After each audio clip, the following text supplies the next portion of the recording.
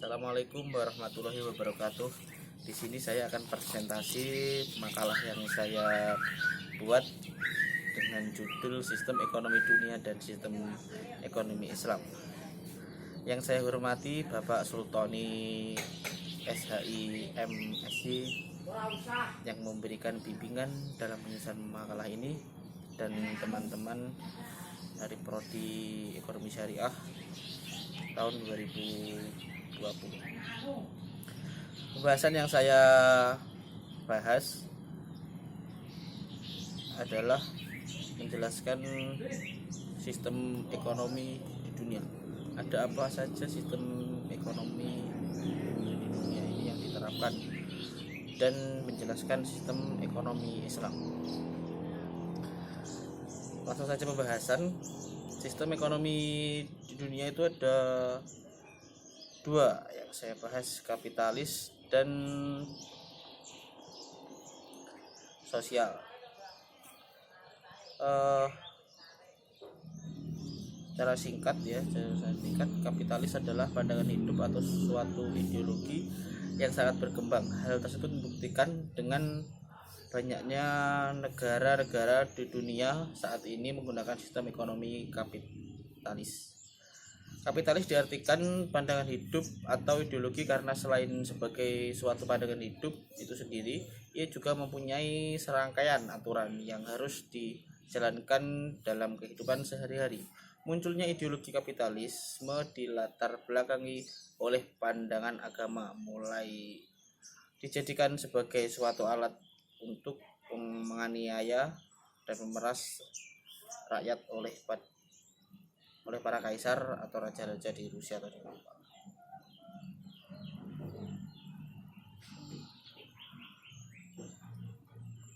Berjalannya waktu selama kurang lebih 30 tahun, terjadi krisis yang sangat besar yang melanda dunia, berupa krisis minyak dunia.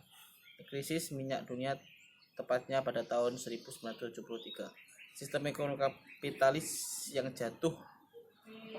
sempat jatuh dan kembali tampil sebagai sistem ekonomi dengan nama baru, yaitu neoliberalisme.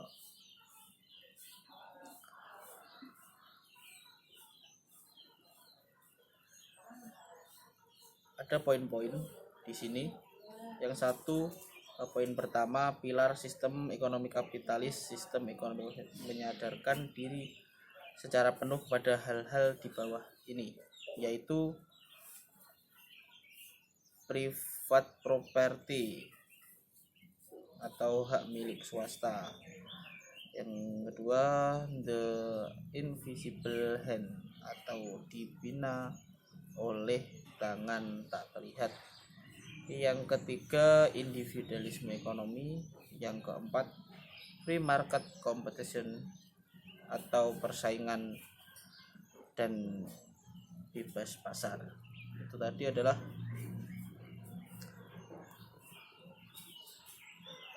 jalannya atau pergerakan dari sistem ekonomi kapitalis yang sempat jatuh dan bangkit kembali. Yang kedua adalah kerangka dasar sistem ekonomi kapitalis. Kerangkaan sumber-sumber ekonomi benturan.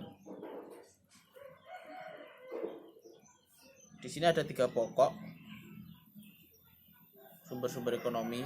Maka para ekonomi kapitalisme melihat 3 pokok permasalahan ekonomi yang harus dipecahkan. Yang pertama adalah apa yang harus diproduksi dan dalam jumlah berapa.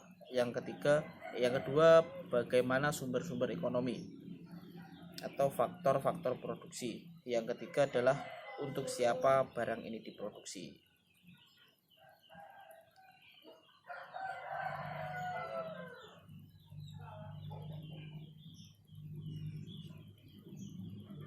Yang kedua, menginjak bab sistem ekonomi dunia. Yang kedua yaitu sistem ekonomi sosialis. Sistem ekonomi sosialis, sistem ini merupakan bentuk resistensi dari sistem ekonomi sebelumnya, yaitu sistem ekonomi kapitalis tadi. Karena sistem ekonomi kapitalis dituding menjadi penyebab tidak tercapainya suatu kesejahteraan masyarakat yang merata. Sistem ekonomi sosialis ini merupakan kebalikan dari sistem ekonomi kapitalis, yang mana menyerahkan segala siklus ekonomi sepenuhnya kepada mekanisme pasar yang ada. Sedangkan untuk sistem ekonomi sosialis, di mana pemerintahan sangat memiliki peran sangat besar di dalam pengolahan roda perekonomian dari hulu hingga hilir dalam rantai perekonomian masyarakat. Serta sistem ekonomi sosialis bukan berarti tidak memberikan kebebasan individu dalam kegiatan ekonomi. Individu tetap diberikan kebebasan dalam melakukan aktivitas ekonomi, tetapi sangat terbatas sekali, serta dengan adanya campur tangan pemerintah yang sangat besar. Pemerintah melakukan campur tangan demi terwujudnya kemakmuran masyarakat bersama.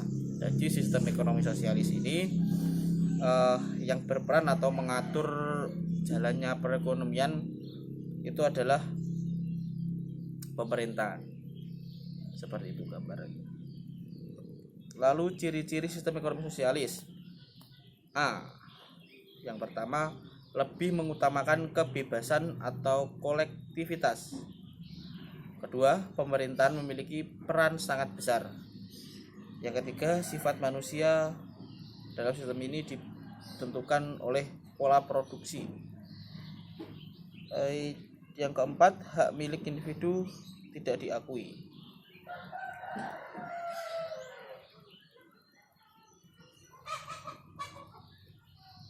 Lalu ada juga prinsip sistem ekonomi sosialis menurut Caporaso 2008. Dalam sistem berikut pada prinsip berikut adalah memiliki harta oleh negara seluruh untuk produksi dan jumlah pendapat menjadi milik masyarakat secara keseluruhan. Yang kedua, kesamaan ekonomi. Sistem ekonomi sosialis menyatakan walaupun sulit ditemui di semua negara negara komunis, bahwa hak-hak individu dalam suatu bidang ekonomi ditentukan oleh prinsip kesamaan. Yang ketiga, keseluruhan negara diletakkan di bawah peraturan kaum buruh yang mengambil alih semua aturan produksi dan distribusi. Yang ketiga adalah kelebihan sistem ekonomi sosialis. Sistem ini, semua kegiatan ekonomi dikendalikan oleh pemerintah, sehingga pemerintah mudah melakukan kontrol atau pengawasan.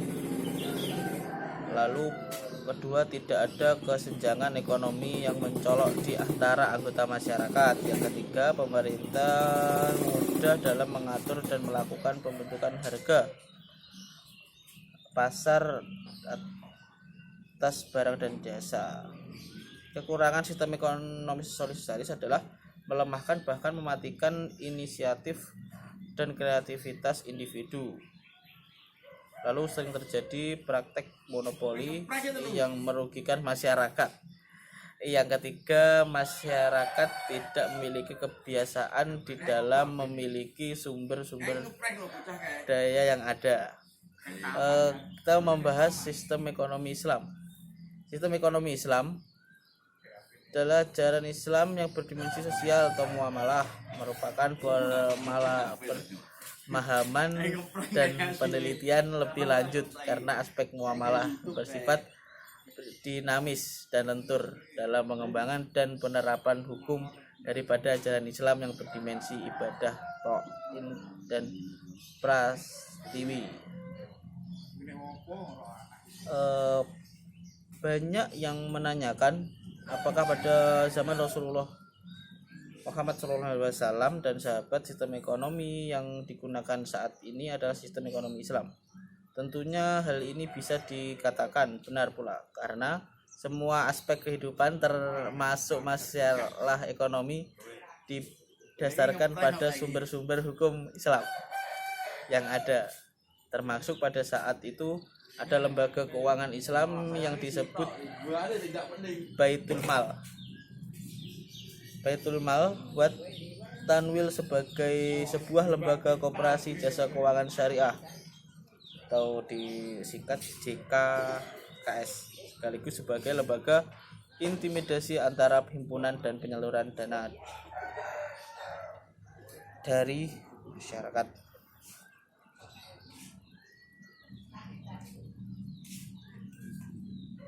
Tantangan besar ekonomi Islam adalah dihadapkan pada dua hal yang sangat besar, yaitu kemiskinan dan kebodohan. Artinya kemiskinan dan kebodohan ini sendiri diyakini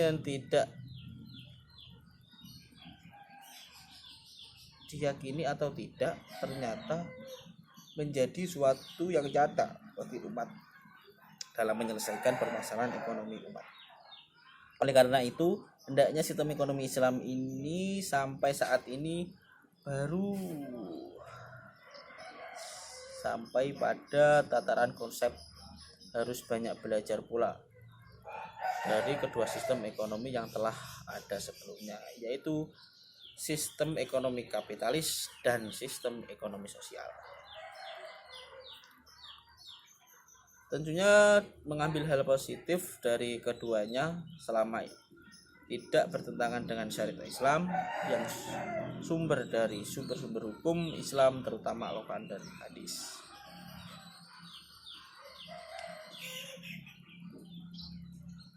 Hal-hal positif dari kedua asalkan tidak bertentangan dengan syariah Islam yang berasal dari sumber-sumber Islam, khususnya Al-Quran dan hadis Sallallahu Alaihi Wasallam, agar sistem umat Islam juga dapat berkembang berjalan dengan kemajuan teknologi,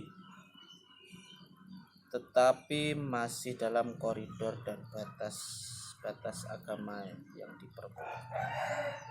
Itu tadi pembahasan yang saya lakukan. Kesimpulannya berdasarkan pemaparan di atas bahwa sistem ekonomi sosialis dan sistem ekonomi dunia di mana pemerintah memiliki peran yang sangat besar mengelola roda ekonomi dari hulu hilir dan upaya masyarakat, serta tentunya membawa hal positif keduanya asalkan tidak bertentangan dengan syariah Islam berasal dari sumber-sumber hukum Islam.